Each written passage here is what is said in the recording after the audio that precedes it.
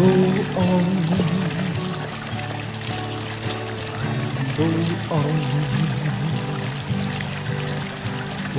you're rambling, these are gone.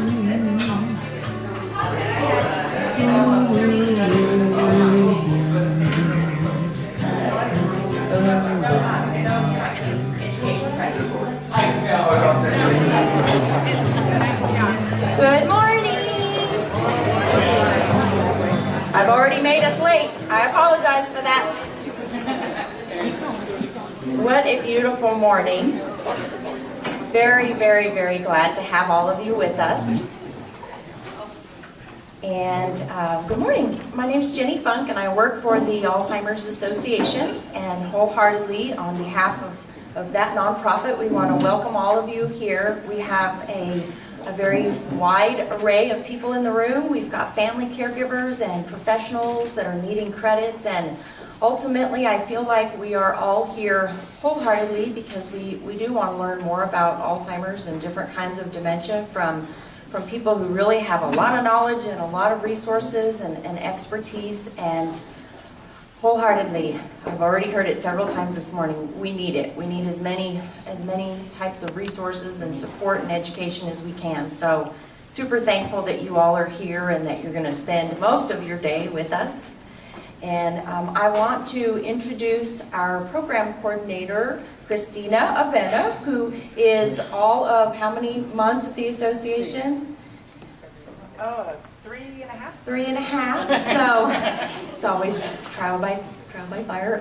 So I'm going to turn it over to her soon, but I just want to give you a couple of things. If you have not found, we have fantastic breakfast next door. We will also have lunch, so please just be comfortable, make yourselves at home, I would say, and just get up and go get whatever you need. The restrooms are just right out this door, and I'm going to turn this over to Christina to thank all of our sponsors, but wholeheartedly there's no way that we could put on a conference like this and do all of these things, without all of the exhibitors and supporters and sponsors who are here, so we'll talk about that more in a minute. I also want to wholeheartedly say thank you to all of the volunteers that did the planning of all of this, and I don't know if you guys just want to wave your hands or if you want to stand up, but just thank you very, very much to all of the volunteers who helped with organizing this entire day for us. I do want to thank Mark Johnson, who many of you may know. He's been doing conferences and educational type of things for many, many years. So Mark, thank heavens, has traveled back again with us. Was with the UT Health Science Center for many, many, many a year. He's our IT guru. And then we also brought Miss Anita, who is with the association through a program through AARP. We are heavily based on getting everything that we do done through volunteers. So Anita's out at registration, and thank you to all the volunteers that are helping us out there as well. In the white folders, we put, if we received from any of the presenters today, if we received their PowerPoint ahead of time, we did go ahead and make copies and put them in there. So you've got those. You also have the program for the day, this one.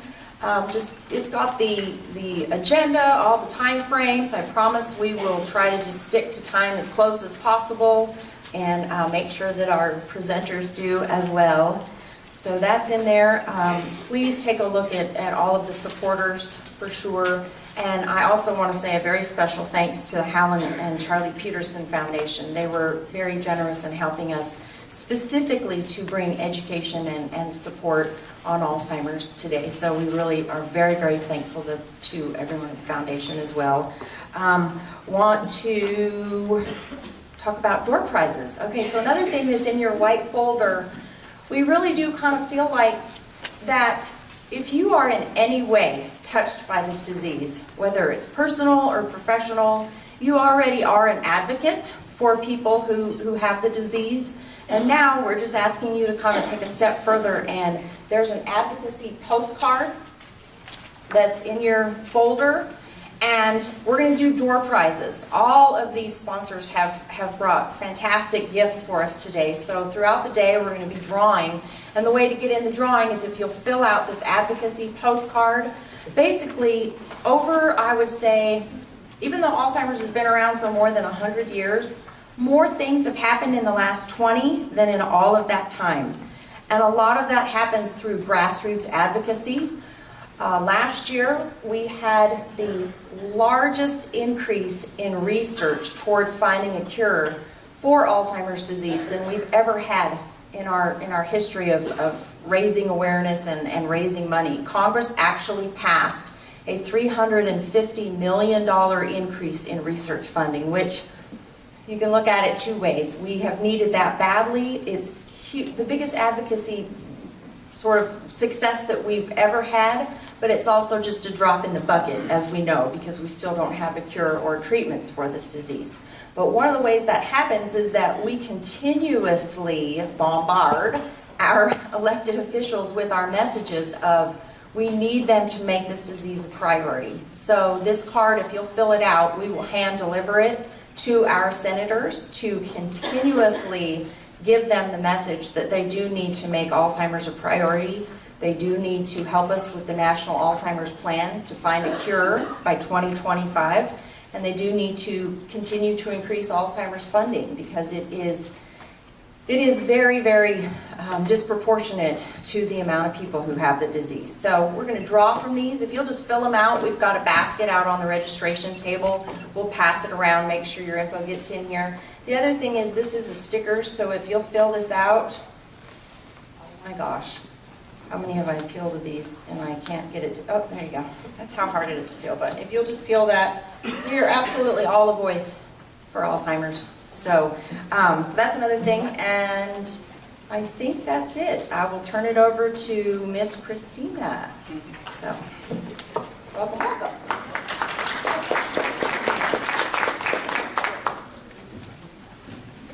Thank you. Good morning, everybody. I think I got the privilege of being able to talk to many of you on the phone or corresponding with you by email. And I'm so thankful to have you all here on this, or get up early and be here early in the morning to learn more about this disease and the resources and support that we have in place for it. And, you know, I am relatively new still, but I can tell you that the organization's resources and information it's deep. There's so much that you can find on our website, alz.org. We have our 800 number. That's such a great resource as well. So I encourage you to use both of those. I do want to take a second just to thank our sponsors. Again, many of the sponsors are people that I've been just talking with on the phone or corresponding with, and they have all been so enthusiastic about supporting this educational symposium and reaching out to make sure that you have the education and the tools that you need. So if you will allow me, I would like to just read off their names. Our gold sponsors, we want to thank Visiting Angels and River Point of Kerrville. And our silver sponsors, Wellness Tech Solutions and MMD Wellness Group. Our bronze level sponsors are Edgewater Care Center, Tri-County Home Health Agency, and Gentiva Hospice. And then our nonprofit sponsors, of course, we have the Dietert Center and Peterson Hospice and Peterson Home Care. So we've got a big list of sponsors, along with the Hal and Charlie Peterson Foundation, whose generous grant made this possible. But just want to give them a great word of thanks for really making this happen, because we could not do this without their support. So we thank them, and in your white envelopes, I wanted to just point out that my card is in there. So if you have any questions or if there's any help that I can provide you from San Antonio, I will get on it and do everything that I can to provide you that help. By all means, please give us feedback about the conference as well. You can email me. We do have an evaluation at the back of the white folders. There's also an agenda here for you too. So I think that covers it. We'll move on to our next introduction of our speaker. Okay, so I get the privilege of introducing Byron Cortez, and he is also part of the entity that is providing the CEUs for today. So I know that many of you have questions, and so I'm going to let you bombard Byron with those. Just kidding.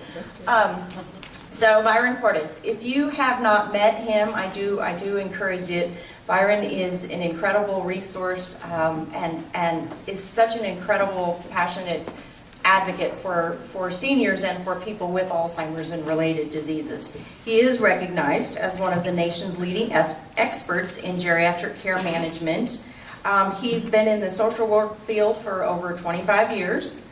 He served as the 2012 president of the Aging Life Care Association, which basically was the former National Association of Professional Geriatric Care Managers, which I wish that every single one of us could have a geriatric care manager. I certainly need that now too. He received his master's in social work from the Wharton School of Social Services at Our Lady of the Lake University, and a Bachelor of Science in Psychology from Oklahoma State University. He is the president of Sage Care Management. I'm sure that he has some cards and information about that. And he enjoys traveling and watching movies and doing things with his lovely wife. And we're just very, very thankful to have Byron here this morning to give us some information and to start off the day. I do also want to encourage all of you that we decided this year, the volunteer committee decided this year that if it would be so great to have the supporters and the sponsors and the exhibitors inside the room with us. And I really, really encourage you to stop by every single table, because you may not need something today and you may not in the future, but these are companies and individuals who clearly are dedicated and passionate about helping people who are touched by this disease, and you just never know when you might need their support or a referral or something from them. So please do stop by. We try to put some good breaks in the day to where you could stop by and visit with them. And so I will turn it over to Byron Cortez.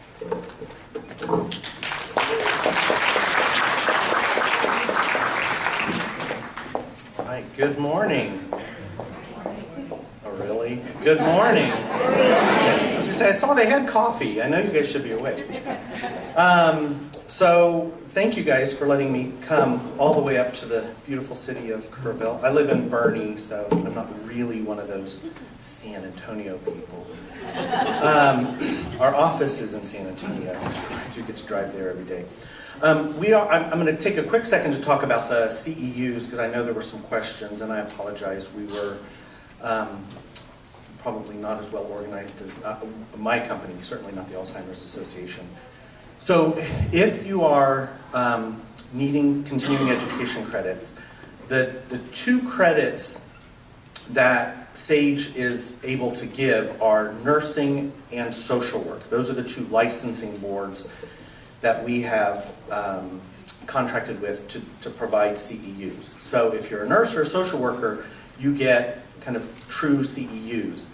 There's many other professions, I think, that need CEUs, is that correct? So activity directors, nursing assistants, things like that. And we have certificates of attendance for those, but there is no way for us to pre-apply for continuing education credits. Does that make sense to everybody? Okay. And so when you checked in, hopefully you got a little 2-page stapled packet for continuing education credits, and I apologize to those folks who don't need CEUs. And so that 2-page should have just basically a sign-in sheet, which is what we need back to say that you were here. You're saying, I promise I was here. If for some reason you need to leave early, you can get partial credit. You just fill out the form for the pieces that you were here, sign it, and you're good. And then the second piece of paper is an evaluation form, and it's a 2-sided little, it's a bunch of Likert scales. Was this helpful to you, 1 to 5? How was this speaker? And it's independent for each speaker, so there should be 5 boxes on those pages. And then when you turn those back into to the desk at the end of the day, or again, if you need to leave early, then they'll give you the certificate. You'll fill in how many CEU credits you got and your name. Yes? I don't know if I'm the only one, but I don't see the form that we... It's not in your white packet. It's if you signed in for CEUs, you should have gotten it. If you were one of the first people to sign in, you didn't get it because I didn't get here till about 7:40. Yeah, I know, right? I told you I was not organized. Sorry, which I usually am. I do want to tell you. If you can just go back to the table and get one of those stapled forms. That is separate. Our evaluation is separate from the evaluation that is in your white packet that everybody should complete about how the conference went for the Alzheimer's Association. The other one is just to prove that we taught you something. So, okay. Any other questions on CEUs? And we'll get started for real. I plan to be here for a little while after I speak, maybe even until midday. So if you have some questions, come up and ask me. Okay, so today we get to talk about functional families. Who knows a functional family? Who knows a dysfunctional family? I actually hate the term dysfunctional family because it implies that there's such a thing as a functional family, right? Now there are levels of dysfunction. So we all know some that are more dysfunctional than others. But I think we do a disservice to our families when we say, or to everybody, when we imply that there's such a thing as a normal family, because there's not.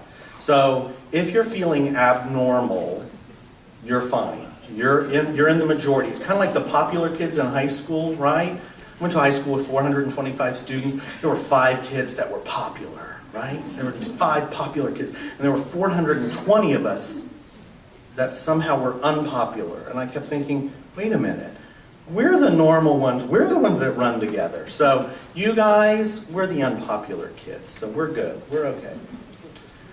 Okay, so, started right away. So we're going to watch a quick clip about a functional family, if there is such a thing, and then we'll talk about it. You double crosser, you do not! Larry, go back! Turn me in! Cut my throat for 1,000 quid! Go back, Harry, I'll get you! All right, go to Crystal! No! Give her the blood money, she cut my throat! Please not use this horrible light. It's depressing. Bought you this one, Dad, remember? See how nice this is?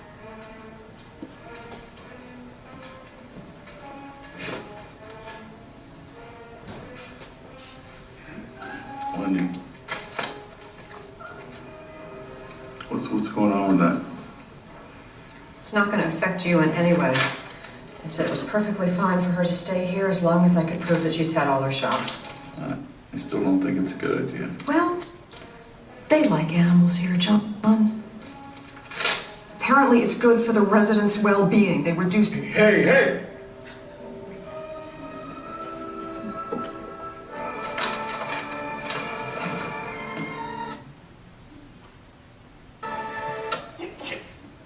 Dad, I want to introduce you to someone. I don't see anything. Here, let me prop you up. Where's your pillow? What? Where's Dad's pillow? What pillow? The big red one. The one I bought him, the one from Urban Outfitters.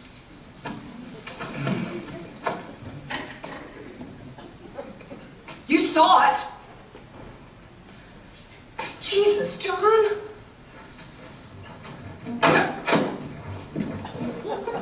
My favorite Excuse me. nurse. Hold on a second. My father has a big red pillow that I bought for him, and it's missing from his room. I just started my shift. Try some more in the lounge.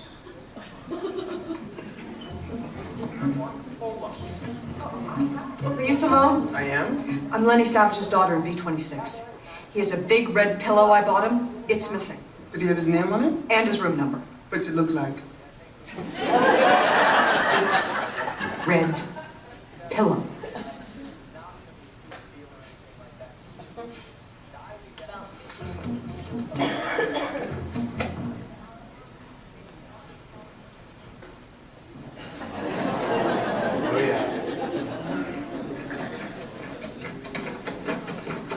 Excuse me, Dan.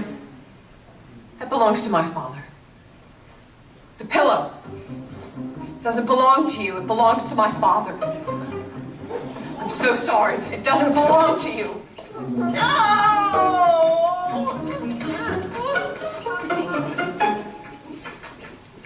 Here you go, Dad. Dad, I thought you might like this to help prop you up. Lean forward. There. Are you sure?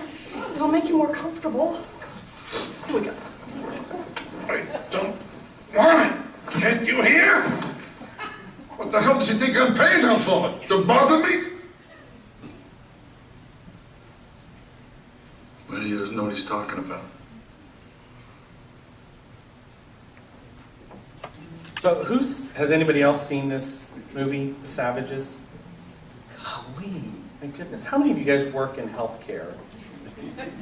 Okay. Everybody whose hand is up, I need you to go tonight to Netflix, or Amazon, or Redbox, and rent this movie.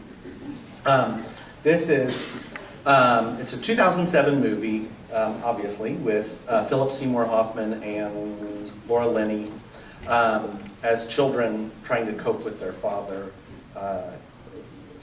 as they learn that he has dementia, trying to place him and obviously trying to care for him.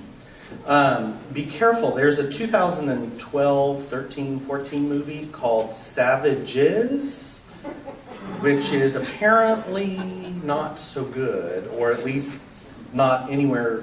It has a very different topic. Some ensemble cast. I've never seen it, but so just be careful that you get The Savages from 2007. So we're gonna use this clip. We're gonna kind of refer back to it a little bit, but I think you can see in it. Anybody? How many family caregivers? How many family members or just loved ones do we have here that are not technically professional caregivers? Okay, about a third of you. Okay. And so, any of you guys been in a facility ever? A nursing home, assisted living, something like that. So this you can see that this makes sense. So we're going to talk about how Laura Linney is getting very, very upset, and the staff is not helping. So that's what we're going to talk about today a little bit, is how healthcare professionals can help, but also how families can identify when anger is coming, or when just bad behaviors. So we're hopefully going to understand multiple sources of difficult behaviors. We're going to identify the systems surrounding a client or family, because one of the things I want to talk about is when we're dealing with an individual, we're not just dealing with that individual, right? Is that certainly on all the social workers in the room? Say hallelujah. Yeah. Okay. We work with systems. So a client or a patient or a family member, one person is never one person. No man is an island. So when facilities, when healthcare providers, when we sign on a client, we get all their baggage with them, right? When you start dating someone, you get their family. So we have to learn how to deal with their system, whatever that is, their family, their neighbors, the court system, their crazy guardian, whatever. And then I'm going to talk about to our professionals how we have a professional obligation and an ethical obligation to respond appropriately. So, okay. So who becomes difficult? Anybody know someone that's become difficult? Throw out some names. My cousin Joe. What type of people become difficult? All of them. Who said that? You guys can stop talking. He's right. Okay. We're just going to skip right ahead. Perfect. Yes, actually, everybody. So the client. The patient in the bed in our film clip became a little difficult with his daughter, right? He's like, and I don't know that he became difficult as so much responded to an attack, an assault on him. One of my favorite things in facilities is when we assault somebody, and I'm using the term loosely, not legally. But when we kind of assault somebody and then we're surprised at their response, right? The aide comes up behind someone in the wheelchair and just, without saying a word, starts pushing. It's time for dinner. And the woman's like, oh my God, and starts swinging at them. And Mrs. Jones is sure agitated today. Oh, yeah. So, families become agitated. Again, in our clip, Laura Lenny becomes very agitated because of the red pillow. But we see it for all sorts of reasons. Friends, visitors, advocates or legal guardians. I've seen, oh my goodness, I've seen guardians go postal. I'm trying to think of the term. Anyway, I've seen other professionals, and I think you're a professional, and they're going off on someone in the facility, and I think you need to cool it. But I think the biggest piece that we need to focus on is ourselves, right? So, I mean, I did put others. There's obviously others, which includes everyone, right? Everyone gets agitated. Everyone gets upset. Everyone can exhibit some bad behaviors. But when it's us, we need to do a reality check and we need to calm down. So, and we're going to talk about that. So, why should we care? And really, the next slide will be aimed kind of at professionals. Why should we care? But why should we care as anybody? Why should we care if anybody else besides us gets agitated? We're part of the system. We're part of a system. Hey, you were listening. Thank you. But why should we care in the care of a client? Why would we care? Why would it bother us if the wife comes in, she's really ticked off, but we get her to leave? So we don't even have to deal with it. We call security, push the red button under our desk, whatever. Something happens and we get her out of there, so now we don't even have to deal with it. Why would we care that she was agitated when our client's in the bed? It can affect other people's attitudes. Other people's? Caregivers or whatever's attitudes. How does it affect that client in the bed? I guess is my question. Could be a trigger. Well, the spouse is going to be the best advocate for their loved one. And so if we work together with that spouse to help understand what the problem is, then it makes working with the client a lot easier to understand. Thank you. Yes. For those that didn't hear, she said that that spouse is probably the best advocate for that client. So I don't want to say keeping her happy, but certainly being able to work with her in a real way is going to make it easier to work with that client. So on a very practical level, we don't want to get sued. We don't want her to run to the lawyer. We don't want her to file a complaint. We don't want her to yell at us. We don't want her to come back and hurt us. So there's very practical reasons that we should care, but they really kind of affect us, right? I don't want someone filing a complaint against my licensing board. I don't want it to affect me. I don't want her to come back and hurt me. I don't like people mad at me. So, but on the grander scale, and the one that I hope we should care about, is that it really affects that client. If we've got a ticked off family member, spouse, guardian, anybody, if we've got someone in their system that isn't working well with us, then the system's broken, right? Hence the dysfunction. Now we have a dysfunctional family. And we would like things closer to functional. We'll never get there, but closer to functional, because it makes it better. So people are a sum of their environment, or social working terms, people are a sum of their system. And so we have to care. So again, for our social workers, I don't know who studied Chess and Norland. I started my master's at the University of Oklahoma. I have to clean my mouth out every time I say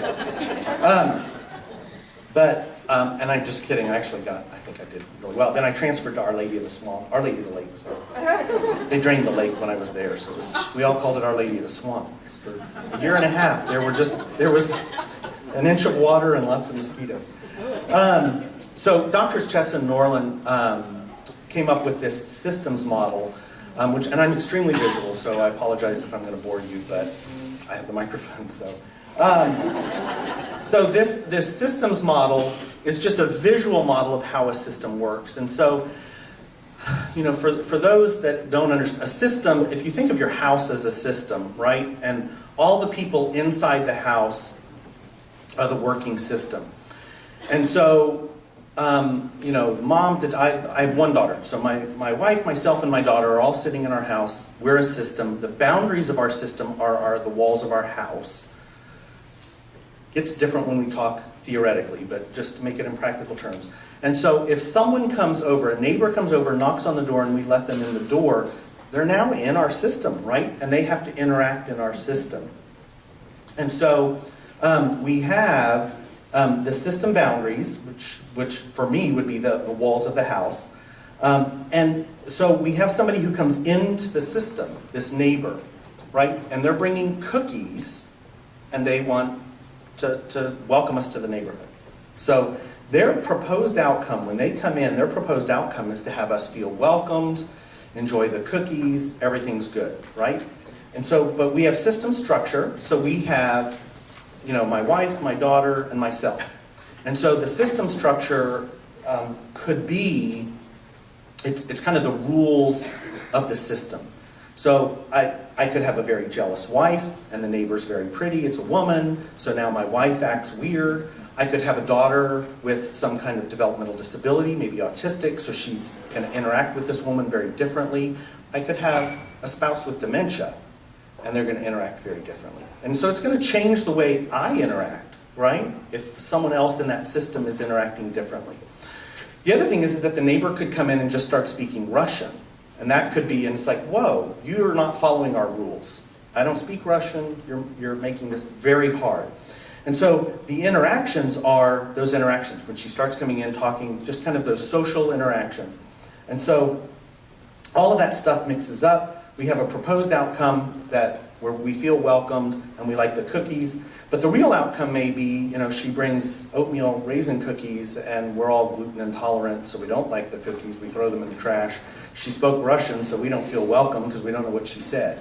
So, right, the outcome can be very different than what we thought. And so it's the same thing when we interact with folks in our system, our family members, our loved ones with dementia, whether they're in a facility or in our home. All of the interactions with other people, and in this context I'm talking kind of the healthcare realm, the nurses that may be coming in, hospice, the facility that they're in, even the Alzheimer's Association. So we're all, when we get together, we mix those systems. We hope for a certain outcome, but we may get something different. And so we kind of always have to be checking the feedback that we get. And really, the internal feedback is more important probably here. But how are things going? And so we, at the end of this session, I'm hoping we're the ones that are going to be checking to see how things are going. And certainly as professionals, we should be doing that all the time. How's this interaction going? Is it working? Is somebody getting upset? Is somebody's needs not getting met? And so we have to be checking that all the time. Oh yeah, I have this grow. Okay, the second way, so how do we identify who's in a system? Is there, and I know, don't look at the screen, don't look at the man behind the curtain. A genogram is one way, but how do you guys identify who's part of a family, who's in a system? What are some ways that you guys do that? You what? You ask questions. Yeah. Anybody else? How do some of the caregivers figure out who's in a system? If home health care comes to your house, how do you figure out who's in that system? Right? They're going to give you a card. You may ask who's going to come next. Well, the physical therapist will be by on Thursday. Okay, well, who is it?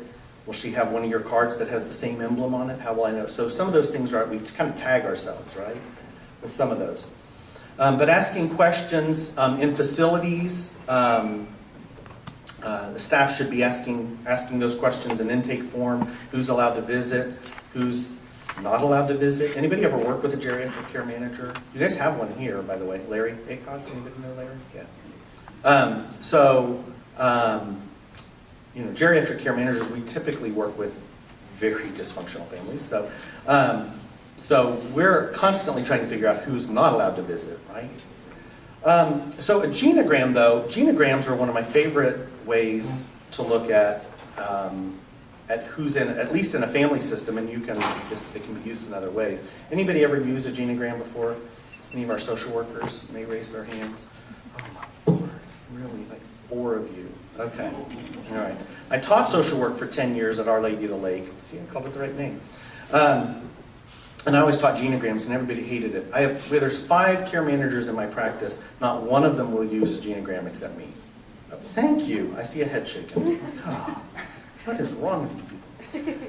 So a genogram is really just a pictorial kind of a graph of who's in the family, right? So this is my family, and you can see I'm identified as the person. Boxes are men, circles are women, and then I have another box around me. And we're saying, so this is the identified client. So I'm the client.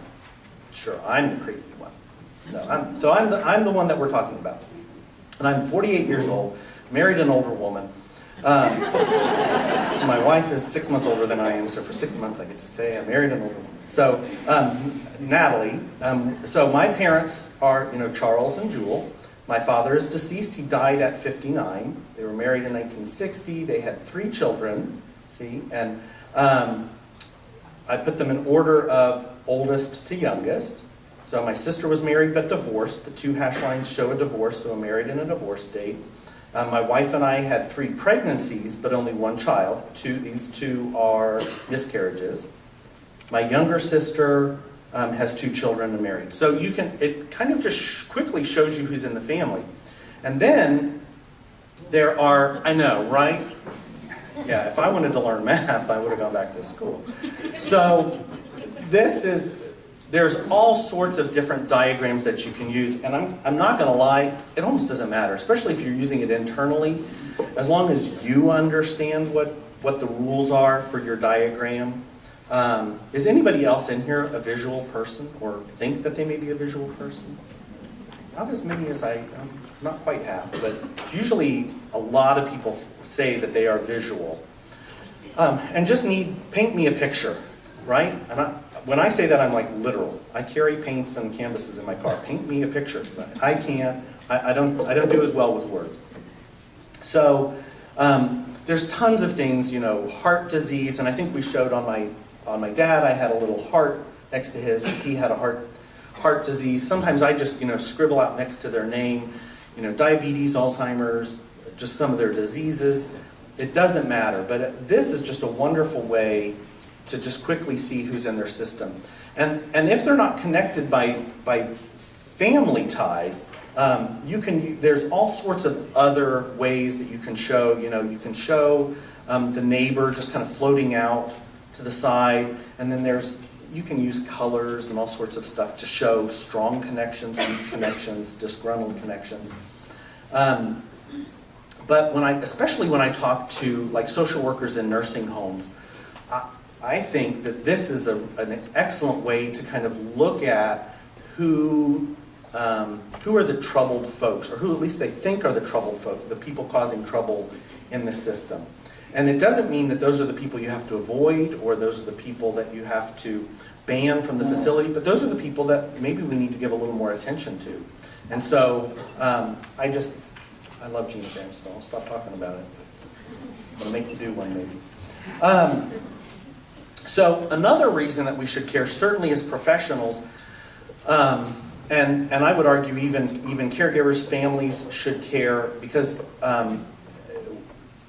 as professionals we have a professional code of ethics that we have to subscribe to, but ethics is also just a lesson in what to do right and what to do wrong. So it's good to care, I think. So if you don't care, I guess you could leave. I'll turn my back if anybody doesn't care. You can. So professional ethics for those of us that are kind of part of a corporate entity, and so I belong to the Texas State Board of Social Work Examiners. I really feel like I belong to them. They own me. And so they dictate my professional ethics. Anybody else in here belong to the Texas State Board of Social Work? Anybody here belong to NASW? So I always like to point out, so the National Association of Social Workers, which is a professional organization, and they have a code of ethics. I always just like to ask, what happens if NASW, or for our nurses, do we have some nurses in here? Good. So ANA, something like that, I can't think of any other nursing organizations. Bad. Have codes of ethics. What happens if you violate one of those codes of ethics from either ANA or NASW? Why? So she says you can lose your license. Why? How? If somebody reports you to the board, then they... Oh, no, I'm talking about NASW though. Oh, for NASW. Yeah. Oh. So what I find, so she said, well, what if someone reports you to the board? Well, true. So the ethics do seem to overlap. NASW's ethics and the board's code of ethics tend to overlap. But my license comes from the Texas State Social Work Board of Social Work Examiners. Boy, they couldn't make it longer. And so they're the only ones that can take my license away. And I find that a lot of social workers, a lot of nurses get confused. Social workers more so because we kind of have one big professional organization, NASW. There are others, but that's kind of the big one. And so people always think, well, gosh, NASW could take my license away. They can't. They didn't give it to you, so how could they take it away? But the professional ethics have been decided by the collective profession. And so our Texas, the Board of Social Work Examiners, the Board of Nurse Examiners in Texas, LPCs, nursing home administrators, all have boards that license them and have codes of ethics. And actually, I will say, just to defend social workers actually have a code of conduct. Because about 15 years ago, there were some complaints, and ethics are kind of ethereal. Ethics are thoughts. So I believe that it is wrong to kill one of my clients, even though I want to sometimes. So it's bad to kill one of my clients. But say I kill one of my clients. So they come back to me and they say, hey, you violated our code of ethics. No, I didn't. I still believe it's wrong. I just did it. So your code of ethics says I need to believe that it's wrong. I still believe that it's wrong. So now the Texas State Board of Social Work Examiners said, well, wait, now we have a code of conduct. You can't do these things. So it's like, so now I can't kill anybody anymore. I've never murdered anybody, by the way. So they've been decided collectively by the profession. They're meant to provide for the client's best interest. I would also argue they're meant to provide for the profession's interest also. They protect us as professionals, so they certainly provide some safeguards to the clients, because now we can be held accountable for our thoughts and our actions, I believe. Professional ethics also protect, though, the integrity of the profession by saying, look, if you don't act this way, if you don't believe this way, we really don't want you to be part of the club. So now you're an embarrassment. And anybody know an embarrassing colleague, right? Social workers know an embarrassing social worker. Nurses know a nurse that you're like, oh, she's a nurse. He's a social worker. So professional ethics then become practice activities. So by having those values, and values and ethics really are different, but I'll blur the line here. So by having those values, which are expressed kind of as ethics, then we act a certain way. We're supposed to act a certain way as professionals. And so do we all believe that, I hope, as professionals? Do all the professionals in the room? It's like two heads nodding. Okay. I'll need names at the end of the... So, again, hopefully they become activities. So, again, back to who says we should care. NASW says we care. I didn't put the licensing boards up here just because it's easier for our professional organizations, and they do mirror each other. So, NASW says that we should care who the system is. And I'm going to argue that lots of professions say we care about who the system is. I think social workers, we like to think we own the term system, because every class we've taken in undergrad and graduate school is about, systems. But all the professions, I'm going to argue, have something in them. So relationship between and among people are an important vehicle for change. And that's just one of the values of the ethical principles within the NASW Code of Ethics. Same thing, American Nursing Association has, under Provision 2, they have the recipient as an individual a family, a group, or a community. Recognizing that we don't live as an island, that we live as a community. And then recognition of the patient's place in the family or other networks or relationships, or other networks of relationships. Wow, I didn't have enough coffee this morning. So, again, the American Nursing Association has recognized that we're not just treating the individual.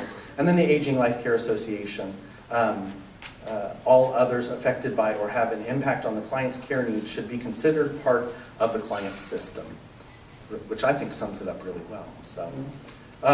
So we should care about the entire system, why they're impacting the client that we're working with or the person that we're working with, again, either as professionals or caregivers. So why do people become difficult? Lots and lots of reasons, right? But they're kept waiting, they have unrealistic expectations, or we, the system, have unrealistic expectations of them. They're unhappy with an outcome. They are not wanting help from others, so they feel like their independence is being violated. Perceiving limitations on their freedom, or poor communication.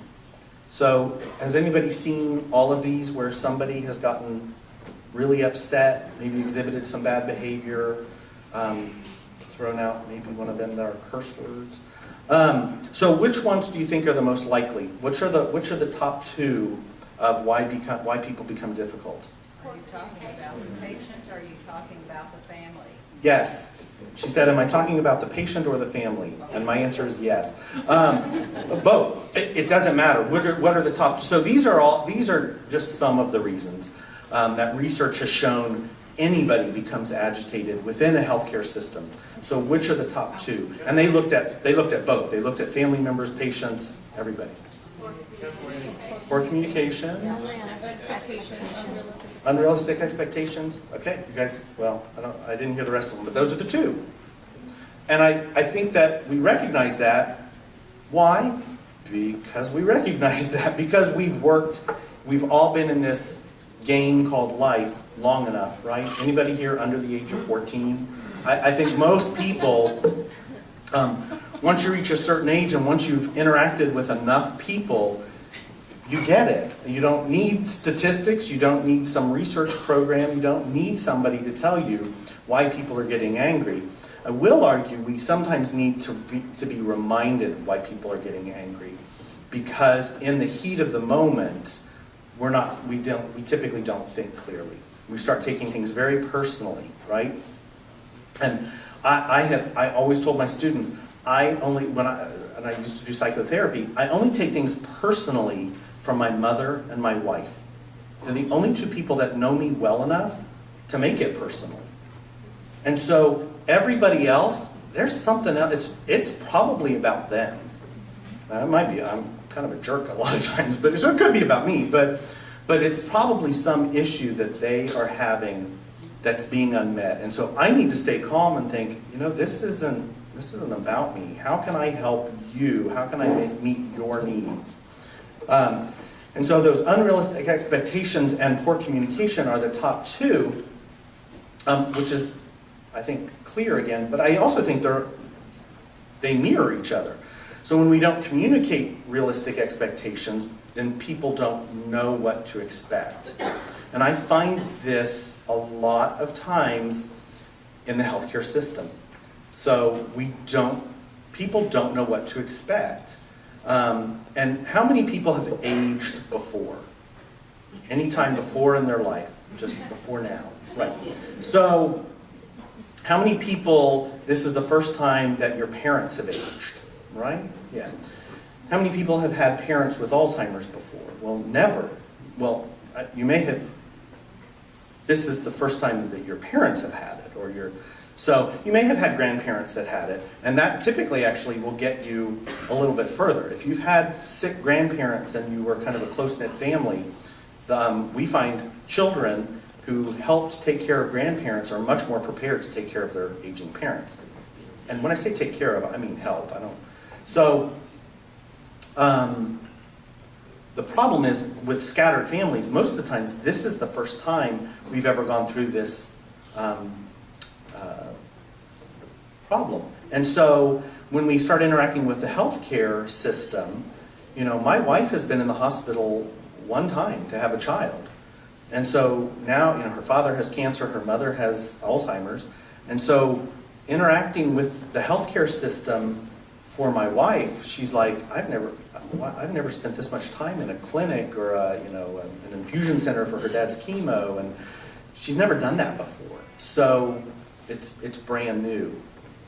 And so I think it's intrinsic upon the system. So I'm talking to the professionals here. We need to over-communicate. We need to really let people know what to expect.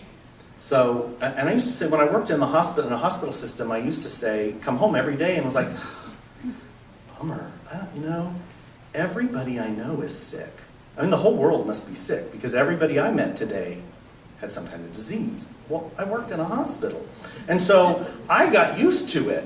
I was just like, this is my job. It's like the waiters standing around next to the wall and talking about their weekend next to your table, and you're like, dude, I'm trying to eat. And they're thinking, yeah, this is just my job. You're a fixture. You're not part of my job. You're just people at a table. And I think we in the healthcare system tend to do that. We tend to think, well, I work here every day. I've been working in this system. I worked in a hospital system for 8 years.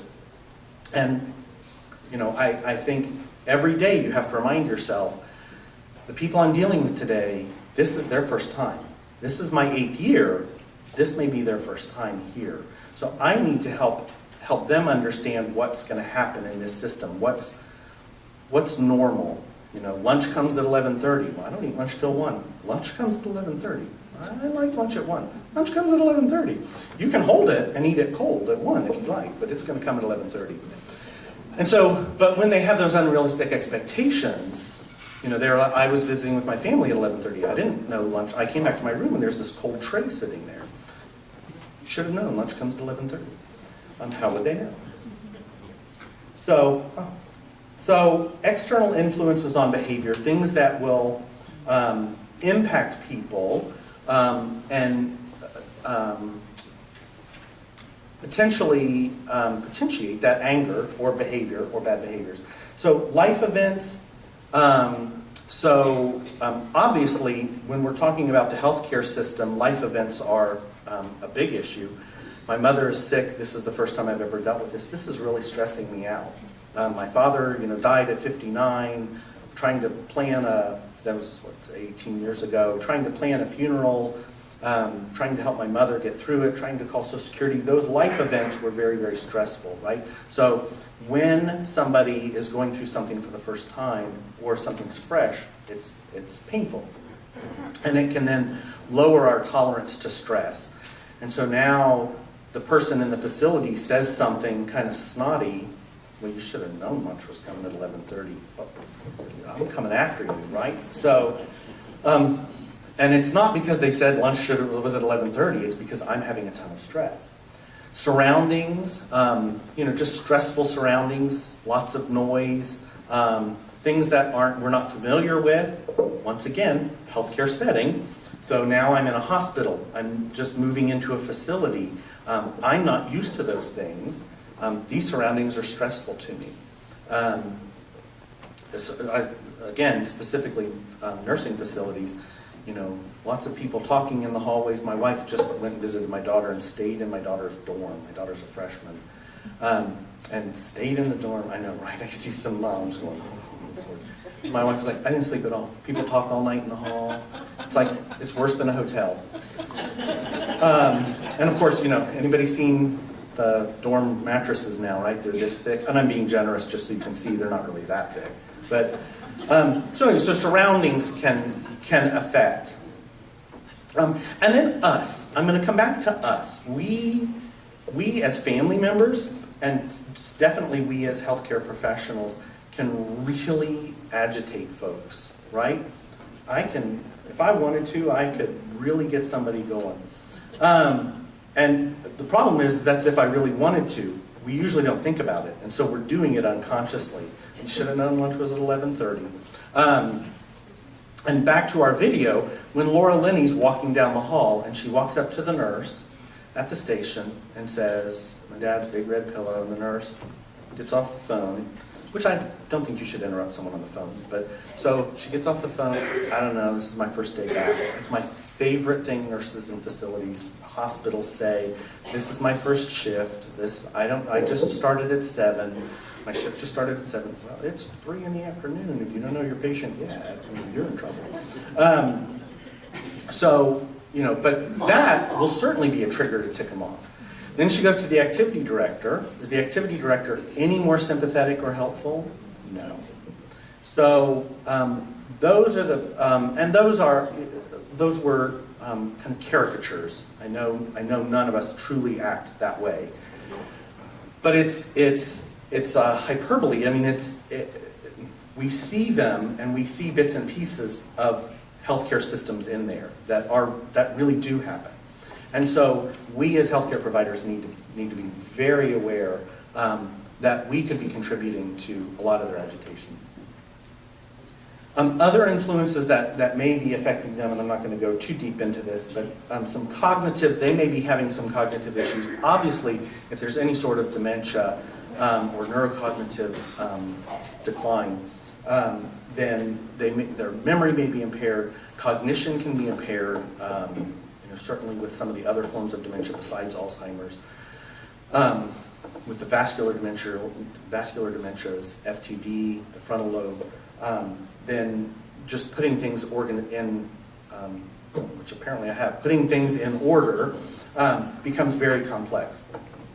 And so they're not thinking clearly. But also other issues, if somebody's having a really bad day, depression, other mental illnesses can contribute. But if someone is just having a bad day, they can be tired, over-caffeinated, under-caffeinated, truly can, and I'm not kidding, can affect cognition. And then behavioral influences, and we have excesses and we have deficits of behaviors, and oftentimes we see these, especially with people who, again, some of the cognitive things, stimulation around you can affect it, but especially people with problems. And so again, with those memory problems, a lot of times we have other things that are going on. So we can have excessive hormones running through our body. There can be thyroid problems. It can be B12 deficits. Lots of other things that could happen there with behavioral influence. So what can we do? What can we do as family members? What can we do as professionals? And truthfully, the best interventions are actually common sense, right? And you guys are going to get them. Because I know, sadly, common sense is not so common anymore, and Voltaire wrote that, hundreds of years ago, 500 years ago, 300, 400 years ago. But we all have common sense, right? Everybody raise their hand if you have common sense. About a third of you raise your hand. Okay, that's... So when you come face-to-face with a difficult person, you definitely need to look for signs. And I'm not going to go through all of these, but several folks have kind of classified what... There's many different models that say what are the difficult people look like. And so you kind of have the know-it-all, the complainer, the silent. I think that's my wife, the silent. The aggressive and the negativist. But look for signs, and you can really look. I'm going to click all those. Observing body language down there is really one of the best ways to look for signs. But facial, the tone in their voice, obviously the words that they're using. If they're coming in, you're like, oh, I wonder if you're agitated. But looking for signs that things may be escalating. You need to remain calm.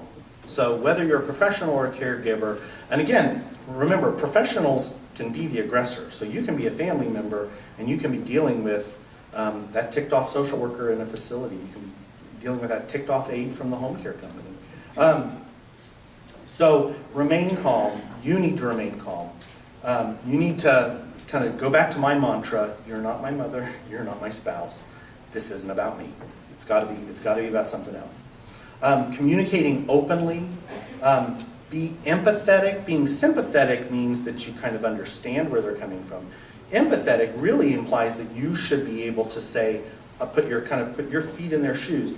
I think I know where you're coming from, and that's a dangerous place to say, because I think I understand why you're angry. Oh, no, you didn't. I'm going to come after you. You don't even know half of it.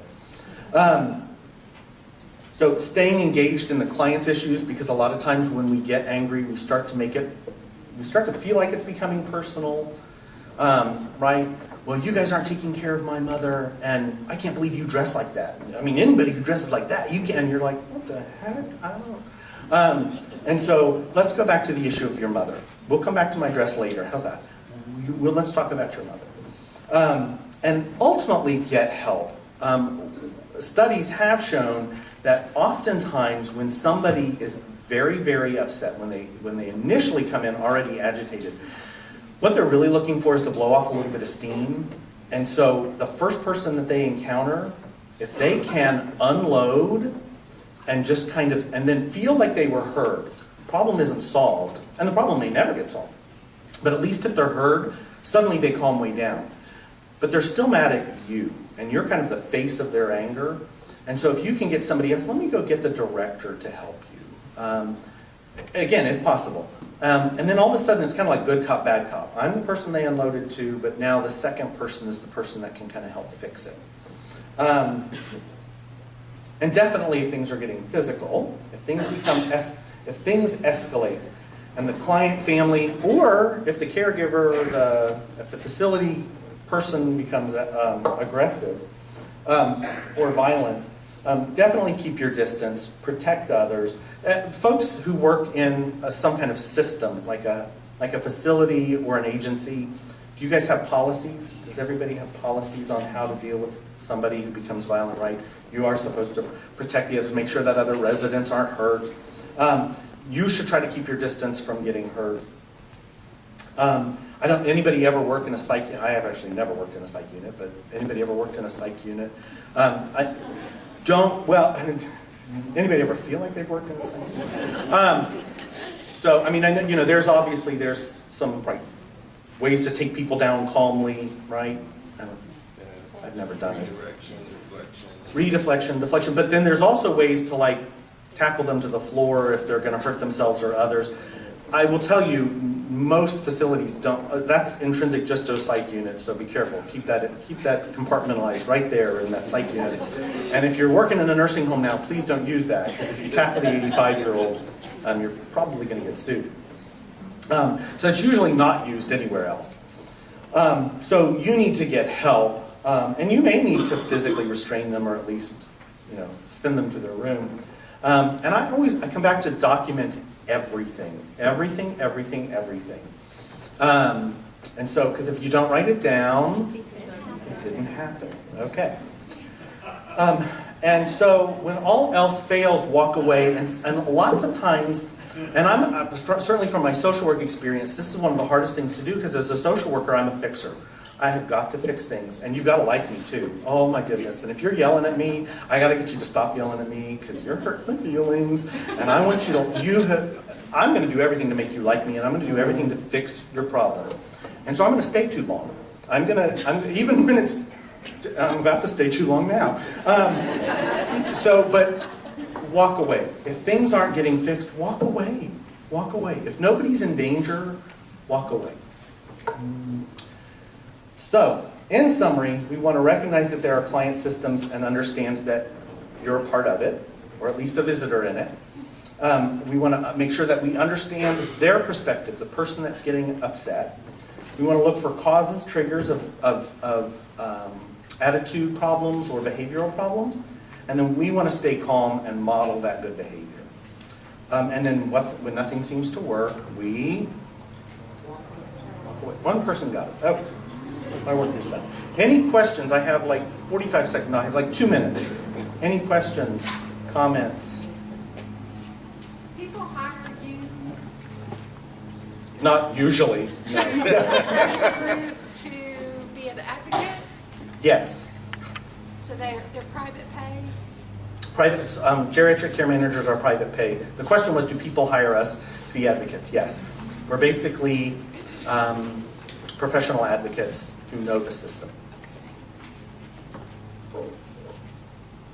Any other questions? All right. Well, then I thank you all. I think you have the handout. I'm sure the resource list is big enough for you all to read on the handout. My contact information is on there. If you have any questions, comments, want to send death threats. Also, if you have any CEU questions that you didn't get addressed today, you're more than welcome. For those that are doing the CEUs, you're more than welcome to contact me also. Just have a quick comment. This Sure. applies to our kids too. I work in a school right now. Yeah. I'm a walk-around therapist, and I have to do this every single day. So thank you for a good refresher. Well, you're welcome. She said she works in a school system as a walk-around therapist. And it applies to children too, absolutely. Absolutely. Okay, well again, thank you guys very much, and I hope you enjoy the rest of your day. Thank you.